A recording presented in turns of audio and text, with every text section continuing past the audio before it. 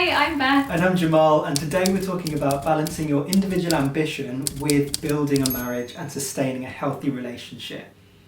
So it can be really hard sometimes to know how much effort to put into your career versus your marriage, and we see it so many times with so many couples, both like in the public eye, like famous couples, and then even just everyday life, how the career can become a reason why their marriage peters out. We don't want that at all. No thanks. We are ambitious people. Get out of here. We are very ambitious people, but we want to love each other and live a healthy life. Like, shouldn't we be able to do both? I think so. So before we go on, feel free to subscribe to our channel. We do relationship content and also talk about our TTC journey, which has been an interesting one. Also, don't forget to hit the bell notification and share this video with anyone you think it may help. So a good place to start is to be completely open and honest about your goals and desires, where you want to be headed, what you're interested in, what you're passionate about, and what you want to prioritise. Because the very last thing you want is to end up resenting your partner for not supporting you enough, for not giving you enough time to pursue that,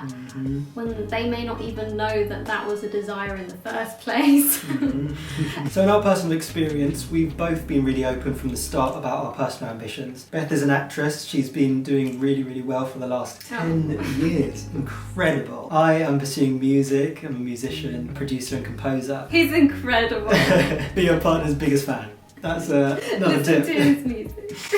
So from very early on, we had the discussion about how we're going to navigate that and how we're going to prioritise each other's dreams while also being a couple and not just growing apart and growing away from each other. So we found that it's really good early on to make sure you're clear, and even if you haven't done that yet and you're years into your relationship, that's okay, because like you can always re-establish new boundaries, new visions, new ideas at any time in your relationship, as long as both parties are really willing. Never too late to start. Never too late, baby. So start now!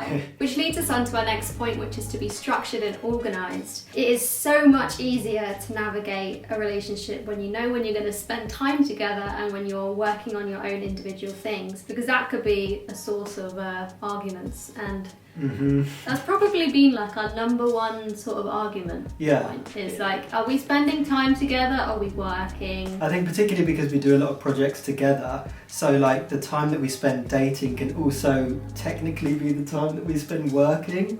Like making YouTube videos is great, but it's also not a date, even though sometimes it feels like it, sometimes it doesn't, and then you need to put extra time aside. Okay, we're actually focusing solely on our marriage or solely on our relationship, and this is when we're going to focus on our dreams and our visions and our passions. So what we use, here's something I prepared earlier. Oh, actually, we haven't actually filled it in properly this week. There's only a few things filled in. But It's furlough, guys. We're in lockdown. We're trying not to get too stressed. But there is actually more stuff than that. Yeah, so what we found is it's really easy to fill it in for the first few days, and then stuff could come up during the week, so we actually leave it a lot more open coming to the end of the week. But as you can see at the bottom, we've got a little Valentine's Day time. Yay. So that is purely for us to be able to just hang out and do our thing. There's Beth COVID test on there. I don't have COVID. Oh, it's just for work. It's just for work.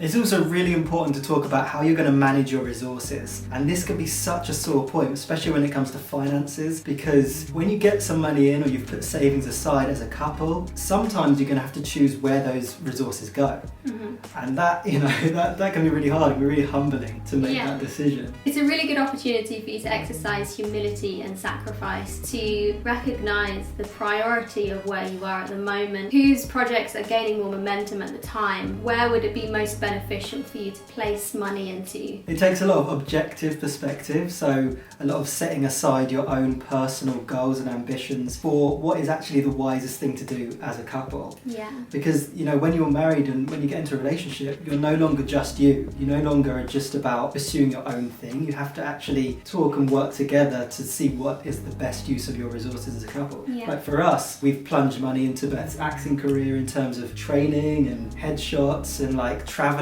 and things like that. And then other times we've made decision to buy me some music equipment and to focus on my like upskilling in music. And those discussions have been, you know, difficult, but they've also been really important, because at the end of the day, the whole point of this video is to talk about how we can actually be healthy in our marriage. as well as doing those things. You don't want to be super successful and then have no one to celebrate with, because you've forgotten about them.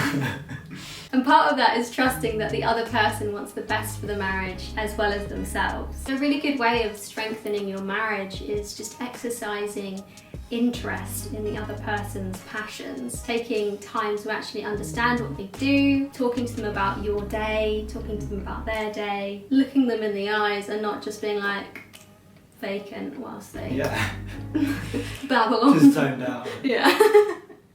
So yeah, just really take the time to support and encourage your partner in what they're doing. Be their biggest fan and just learn to love their passion. We've also found, since we've been together over the 10 years that we've been developing our relationship, is that we've actually come across new ambitions and new vision as we've grown together as a couple. Like, for example, this YouTube channel. Like, obviously we can't do a couple's YouTube channel if we're not a couple. We do music together, we write things together, and it's just been a really enjoyable experience to be open to new visions and stuff like that. And also experience each other in a different way. Aside from being a best friend and a really loving partner, experiencing the way that their mind works when you're doing different things together.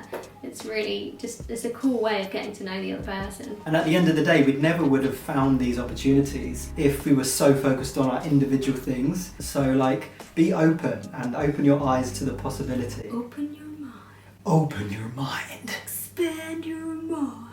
Something to watch out for as well is comparison. Making sure that you're not comparing yourself to your partner, how far they are in their career compared to how far you are, and allowing just bitterness and resentment to kind of take hold and like a weird competitive sort of thing happening. Yeah. It's just something to like check in your heart every now and then. Yeah. Because at the end of the day, you're a team, you're a couple, and this is the most important thing. The career is great, and the money is great, all these things are great, but this is the most important thing, this is the core. The last thing you want is for stuff to come in between you and to separate your team. And also comparing yourself to other couples and to other single people, because different people go at different paces and different careers take off at different times. The most important thing is the fulfilment that you're actually present in the moment and the ability to see each other and love each other even though you're at different levels or stuff like that. So be really careful with comparison. It can really damage your relationship. Perhaps we should do like a separate video on that. Maybe. I feel like. I was thinking also, like, it is okay if you are having feelings of